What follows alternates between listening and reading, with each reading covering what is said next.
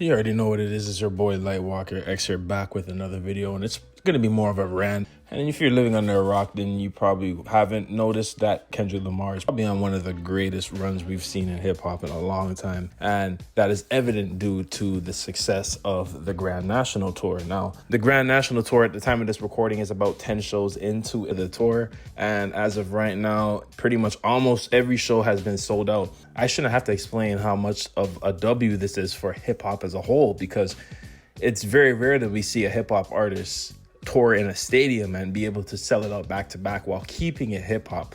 So for the genre as a whole, this is a massive W. But like I said, that Kendrick and Drake beef did irreparable damage to a certain demographic of people who I find that aren't hip hop fans. They're more fans of an individual artist. And the narratives have not stopped. And I'm just getting so sick and tired of people trying to find ways to detract from the success of this tour.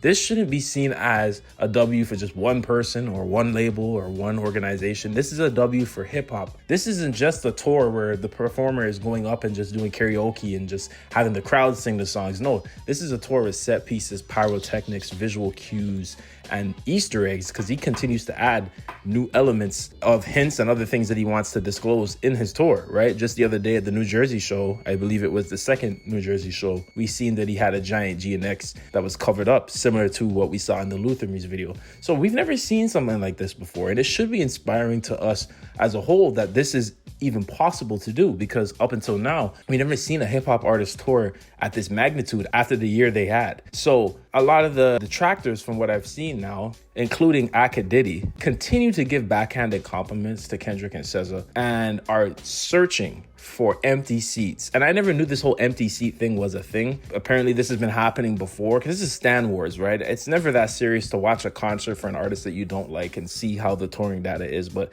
nonetheless, stans are weirded out and have this sick behavior. And this has been a thing apparently, right? Where I guess pop stans tend to go to the extremes and watch concert data regarding, you know, how their concert is doing. And then, oh, they see percentages and they're like, oh, they're selling tickets for 60. They can't sell it. It's a whole bunch of foolishness, right? And it's like, when has it ever been that serious to watch concert data for an artist that you don't like? If you don't plan on supporting the artist, if you don't like the artist, if you're not even going to the concert, why are you even watching their concert? Why are you even watching to see how it sells? And matter of fact, the Drake fans, in my opinion, I think are doing free promo for Kendrick, because they've been talking about his tour nonstop. Before the tour even got a chance to start, they've been talking about it nonstop with narratives. And then when the first show happened, it was, oh, this section isn't full. They're really saying that behind the stage wasn't full, so it's not sold out. Do you know that if you set up a stage, common sense would tell you that the people who are behind the stage aren't going to be able to see the concert? They don't let people sit at those parts of the concert unless you have a 360 stage, which usually is like a stage like in the middle. Everybody else in the seating around in the bowls, right, of the stadium will be able to see. You very rarely have that, because it's very difficult to even do that. And there's only a select few artists that can. And even some of the biggest, like Beyonce, have, at least to my knowledge, has never done a 360 stage. So the feat is very difficult to do, but nonetheless, if you have a venue and the capacity of the venue is 60,000, but for whatever reason your staging set up and how everything is being, handled and conducted limits your venue to a capacity of 40,000. If you sell out 40,000 seats in that venue, which is the given capacity for that venue and that event, then you sold out. But because that the Drake fans are seeing the total capacity for some of these arenas not being used to its full potential or its full limit, they say that the show is not sold out, despite the accounts of each stadium and venue confirming that it is sold out. I truthfully don't believe that some of these people are that dumb. I don't believe all of them are that stupid. I do believe that most of them are being obtuse and ignorant on purpose. But there are people genuinely who are like, it's not sold out because he didn't sell 80,000. He only sold 60,000. That's the capacity for the event. And if that's what it is, and he sold it out, he sold it out.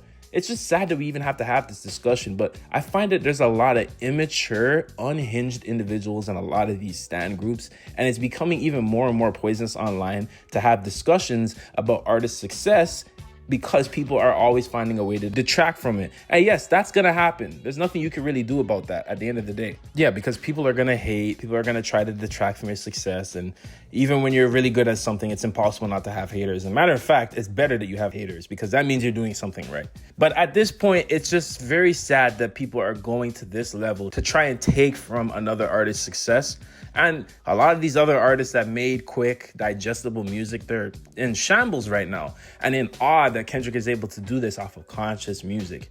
In awe that he's able to go away and come back and drop some crazier heat and go crazy and dismantle your favorite artist in a lyrical shakedown. It's hard for these artists to even grasp what is happening. But if there is a level of anger or hatred or resentment to him from these artists, then I would want to tell them that this should be pushing and inspiring you to go back and create an even harder and better body of work. So then maybe one day you could be the next artist or rap artist to tour in a stadium. But a lot of them aren't thinking that way, unfortunately. And the stans and the fans and the acadiddies alike aren't making it any better, because you have people who are spearheading campaigns of hatred out of pure delusion. And it's sad that there's actual people that are like this. And this is not counting the bots or the people that are being paid to push these narratives. There's actually people who believe these lies. And people are zooming in on concert footage to circle the 4 empty seats that they found on one clip because those 4 individuals went to the bathroom and went to concessions. So they're using that as a gotcha. And it's just like, are you guys really that hurt still from the battle and the outcome of how things went last year that you're resorting to this? This is a W for hip hop. So to the Drake fans, I'd like to say, you guys are clearly more fans of Drake than hip hop as itself, because you wouldn't have an issue with this. But they see Kendrick succeeding, they see his tour doing well, they have to find something to detract from it. And one of the other things that I found alarming was that J. Cole fans, yes, the J. Cole fans, the middle childs of the fan bases of the great rap battle, essentially kind of teamed up with the Drake fans. I don't know how they did it, because I saw it live in 4K as it was happening on the timeline. They came up with this new narrative that, oh, Kendrick fans and the people who are supporting Kendrick aren't appreciative of SZA, and they're saying it's a solo tour and SZA's not getting the credit she deserves, which none of us have done that, right? I have seen a couple SZA fans say they don't like Kendrick, but you know, that's going to happen. Not everybody's going to like either other artist, and we're not looking for that. But I haven't seen any Kendrick fans come in and saying this is Kendrick's tour and SZA has no impact on the tour's success. I haven't seen anybody say that, because that'd be stupid to say. From the moment this tour was announced, I said 1 and 2, Kendrick Lamar and SZA, perfect combination. R&B and hip hop at its purest, as those two can bring in the right crowds to fill up an actual stadium. Now, Punch from TDE confirmed that this is a co-headlining tour, but SZA isn't an opening act. As you can see with the tour, they're going back and forth. They're co-headlining this tour, but the tour is named and themed after his album. So 2 things can be true at the same time. But these Drake fans and Cole fans, whoever else is saying this foolishness, think that we could really pinpoint exactly every single fan that is in that arena and who they're there for. So the new narrative is now, oh, they're there for SZA. That's the only reason why they're filling up the stadium. But they're chanting Kendrick's name. We're not here to argue who's here for who. And the most recent show was the New Jersey show, right? The 2 back-to-back New Jersey shows that is SZA's hometown. So if anything, obviously we expect to see more SZA fans there. But even if that was the case, how is that an L in any regard? If more SZA fans go to the Kendrick concert, I guarantee you that some of those SZA fans are going to leave as Kendrick fans, newfound Kendrick fans, because they appreciate the music. Same thing with the Kendrick fans that are going to the concert that may not know SZA or some of her other songs and deep cuts. They're now going to have maybe a newfound appreciation for her music. And that is the point of the tour. If you're going there, unlike me, because I'm a fan of both of these, but if you're going to this tour, right, and you don't listen to the other artists and you're there for one specific artist, you may now leave with a newfound appreciation and understanding of that other artist. And I think that's beautiful, because it's not 2 hip-hop artists, it's not 2 R&B artists, it's hip-hop and R&B. Right? A traditional blend that we're seeing be brought back in the best way in the modern time. And in my opinion, I don't think there's anything you can say to detract from that. No, we are not saying the tour's success is only due to Kendrick. It's due to the both of them. What's the point of arguing who is a bigger draw? At the end of the day, the year that Kendrick just had last year, there is no argument about who the bigger draw is in hip hop. But then when it comes to R&B, SZA is at the top of her game, and her SOS album is proof of that. She's been on the charts for the last 2-3 years with that album alone. So this is the 2 biggest artists in their respected genres coming together to fill and sell out stadiums. In what way does that sound like we're saying only one of these artists should be thanked for this success? Well, we're not saying that, right? It's just delusions that they're continuing to spread because it fits whatever diluted reality they came up with in their mind. And that's unfortunately where we're at with hip hop discourse and music discourse as a whole. It's a lot of stands ruining it. It's a lot of people who are ungrateful, ignorant, jealous, and working for their favorite artists for free because they're not getting paid, by the way, to push narratives. And it's ruined the discourse. I've made a video about it before that all these accounts and narrative pushers like Akadidi and people like that are creating these narratives out of spite for their favorite artists, and they're not getting a cent out of it either, right? They're doing it for free because they have that hatred and that ignorance in their heart, and we got to get rid of that. Like I said before, this is a W for hip hop, W for the genre and the culture as a whole. Seeing these two titans, king and queen, tour at this level, sell off stadiums, do it globally, and push art forward.